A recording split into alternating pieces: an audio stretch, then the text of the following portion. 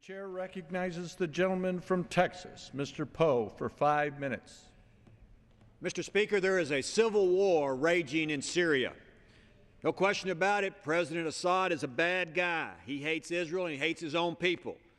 And the humanitarian situation in Syria is dire. I have been to Syrian refugee camps in Turkey and seen firsthand the devastation of this war. One camp I went to, there were 150,000 Syrians in Turkey fleeing from this devastation of war. However, there are numerous rebel groups trying to remove Assad from power. Who exactly are these rebels? We really don't know, but we do know the most powerful among them is al-Nusra, an affiliate of al-Qaeda. These extremists are killing each other in the name of religion, and the people of Syria are caught in the middle. Lining up on President Assad's side are the nations of Russia and Iran, but also the terrorist group Hezbollah, of course, sponsored by Iran.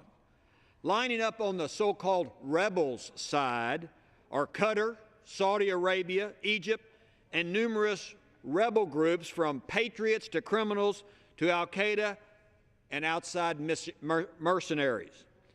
For 2 years, the United States has just ignored the situation. But now, suddenly, the administration has decided it's time to get involved. The administration's answer? Send the rebels American guns. Send the rebels American guns? Blindly traffic American guns into Syria and, I guess, hope for the best. This sounds familiar, Mr. Speaker? We've tried this before. We've seen this song and dance in Libya and even in Mexico, our neighbor. This administration is gun-happy to give guns away. In Libya, the administration armed the rebel groups to oust Omar Gaddafi, another bad guy. Well, where are those guns now? Were they used in Benghazi? Who knows? Administration is still silent on Benghazi. Those guns are scattered all over the Middle East and in North Africa. Were they used in Algeria? You remember, Mr. Speaker, in Algeria there were Americans working at an energy plant there, along with other citizens from other countries. 2 Americans were killed in that. Were they used in Mali? Who knows? Only time will tell. And who has died because these weapons end up in the wrong hands every time we give American guns away to rebel groups? By providing weapons to radical sectors fighting against Assad, we're really taking sides in somebody else's war. We are also arming some radicals who seek to destroy us, like al-Qaeda, who is fighting on the side of the rebels. More weapons will only escalate this conflict. More people are going to die because the United States picks sides. But Syria and Libya are not the first time this administration blindly trafficked weapons to terrorists.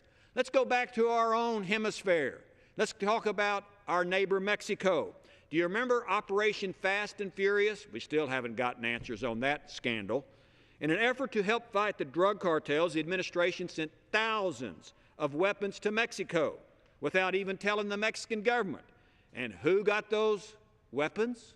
The drug cartels. Of course, these guns ended up in the hands of the terrorists, the narco-terrorists, and resulted in the death of at least 2 or 3 Americans and hundreds of Mexican nationals.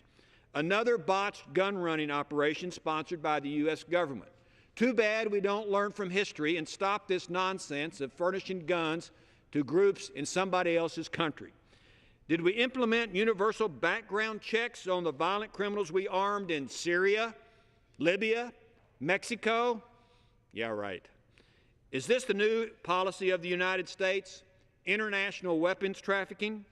Meanwhile, back at the ranch, this administration is on a tireless crusade to ban guns in the United States. Mr. Speaker, why is the White House so determined on disarming Americans while arming known potential terrorists, bandits, drug lords, and mercenaries? Ironic, don't you think? But that's a different issue for a different day. And I ask this question: what is the national security interest of the United States to be involved in Syria, in somebody else's civil war? There is none. This is not our war. Mr. Speaker, this is a regional religious war that we should not be involved in. It's a war between the Sunnis and the Shias. And these two religious groups have been fighting each other since the year 630. And now we're involved in this regional religious war. What's next? Is the administration going to propose and implement a no-fly zone? Well, if this occurs, I believe the President must ask for congressional approval on the War Powers Act. No question we should help with humanitarian aid. This is not our war. We should not be running guns to third world countries. We shall wait and see what happens. And that's just the way it is.